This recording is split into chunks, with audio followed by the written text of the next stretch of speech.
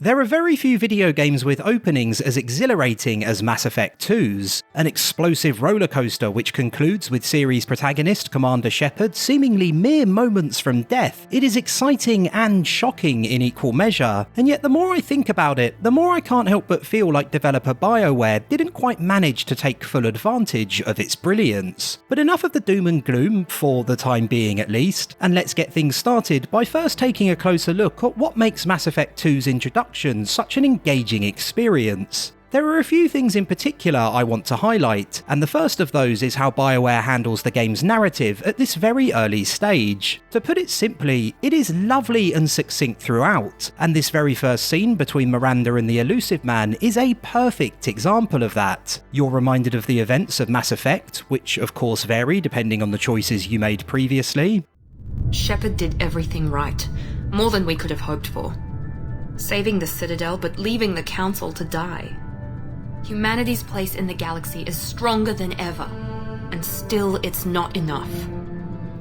Shepard's current mission and the Reaper threat is touched on. But they're sending him to fight Geth. Geth. We both know they're not the real threat. The Reapers are still out there. And the pair finish by discussing his importance to their cause. The Council will never trust Cerberus. They'll never accept our help, even after everything humanity has accomplished. But Shepard, they'll follow him. He's a hero, a bloody icon. But he's just one man. If we lose Shepard, humanity might well follow. Then see to it that we don't lose him. In less than a minute, Mass Effect 2 tells you what happened, what is happening, and gives you important context which will help you better understand what is soon to happen. It's brief and snappy and brilliant, but this tightly paced scene is immediately spoiled by BioWare's decision to essentially display the same information on screen again, albeit with a little additional detail included. Is it the biggest mistake ever made? Not at all, but nonetheless, every time I see it, I can't help but wish that it wasn't included at all. The fact you're told Shepard is hunting Geth for a third time in quick succession mere moments later isn't ideal. We're wasting our time. 4 days searching up and down this sector and we haven't found any sign of Geth activity.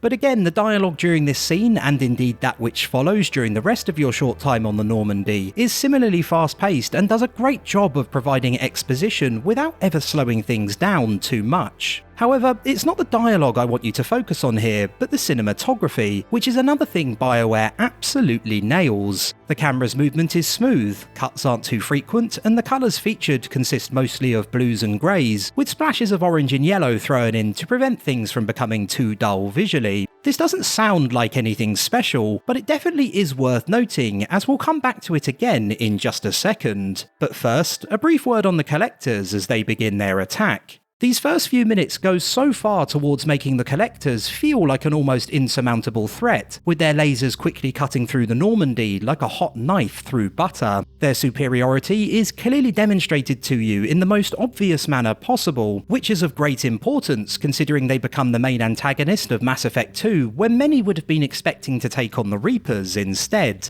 From here on out, the way scenes are presented greatly changes, and this is why I wanted to highlight how the earlier scene's cinematography was handled. All of a sudden, oranges and reds, colours often associated with danger, become dominant. The camera shakes violently almost constantly, cuts become far more frequent, and its movement is much faster. And these changes, coupled with the increased amount of close-ups being used, lend these scenes an incredibly frantic feel. The unexpected transition from relative calm to complete chaos would have been incredibly jarring for those on board the Normandy, and BioWare's smart cinematography ensures that you feel it just as acutely as the ship's crew most likely would have. With this near instantaneous switch in cinematography and the brisk dialogue mentioned earlier combining during Shepard's exchange with Ashley, events continue to intensify, which is why what comes next is so clever. You're finally handed full control of Shepard, and given the way the opening is paced up until this point, you may have expected another action-packed scene to follow as you attempted to rescue Joker, the Normandy's pilot. But what actually happens is almost completely the opposite.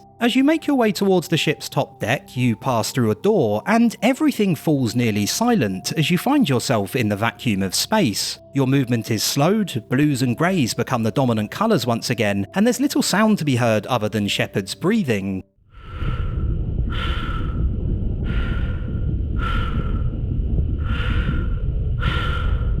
which I'd think you'd agree is rather appropriate considering this brief interlude is also designed to give you time to take a breath as well. You're given time to reflect on just how damaging the attack on the Normandy has been, but most importantly, this scene slows things down just long enough that the final crescendo which follows when you reach Joker has as big an impact as possible. And after managing to rescue Joker, you find yourself in the muted vacuum of space again for perhaps the opening's second most striking visual, as the end of Shepard's life is juxtaposed against the beginning of a new day.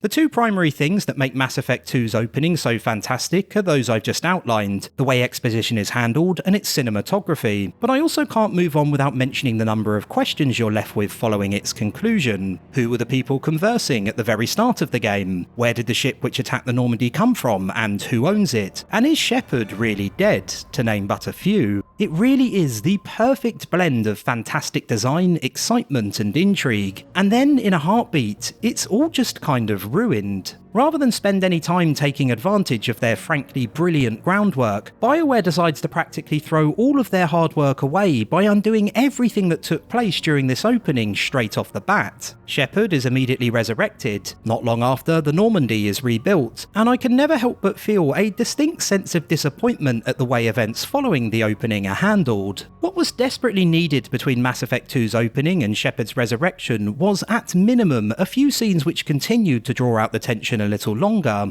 I just don't understand BioWare's thinking here. They certainly did all the hard work. They crafted a beautifully presented introduction which leaves you with so many unanswered questions, but instead of allowing any time whatsoever for the feelings you're left with to marinate, they straight away get busy undoing everything. BioWare are clearly aware that moments of reflection are important in terms of pacing. The first moments spent in the vacuum of space demonstrate just that, but to not follow through after the opening has ended is without doubt a hugely missed opportunity. It is frankly bizarre. They threw the most perfect of balls up to themselves and all that was left to do was knock it out of the park, but instead they lazily swing at it and barely end up making first base. Now, I've heard multiple people argue that this is a role-playing game, and we are playing the role of Shepard, and so moving straight on to his resurrection 2 years later makes the most sense from a storytelling perspective. After all, he wouldn't have been privy to anything that took place during the 2 years he wasn't around, so why should we as players get to experience any of it either? Except the game's very first scene depicts something Shepard, and by extension players, absolutely did not witness, which I think in the end makes that argument quite redundant. BioWare's other big mistake was that the launch trailer for the game spoiled the opening entirely. It's the one playing right now, and as you can see, it hugely spoils what is in my view the most exciting part of Mass Effect 2 other than the suicide mission at its very end. It's another harebrained decision I simply do not understand, and honestly, it probably annoys me way more than it really should. So, there we have it. Hopefully, in one fell swoop, I've managed to explain why Mass Effect 2's beginning is so brilliant, as well as why just a touch more subtlety would have also worked wonders. Its well-paced exposition, fantastic cinematography, and sense of mystery are all top-notch, but BioWare also had the opportunity to really leave you on tenterhooks after these amazing scenes, and unfortunately decided not to do so. In isolation, Mass Effect 2's opening is one of the most impactful in gaming, and to this day it remains one of my favourites, but the speed at which BioWare undoes all their hard work immediately following it means to this day I can't help but feel like it could have been so much more shocking. Thanks for taking the time to watch the video, boys, girls and spectres. If you enjoyed it, do consider liking, subscribing, letting me know your thoughts, and if you're feeling particularly flush, supporting the channel via the Patreon link in the description, and hopefully I'll catch you all again soon.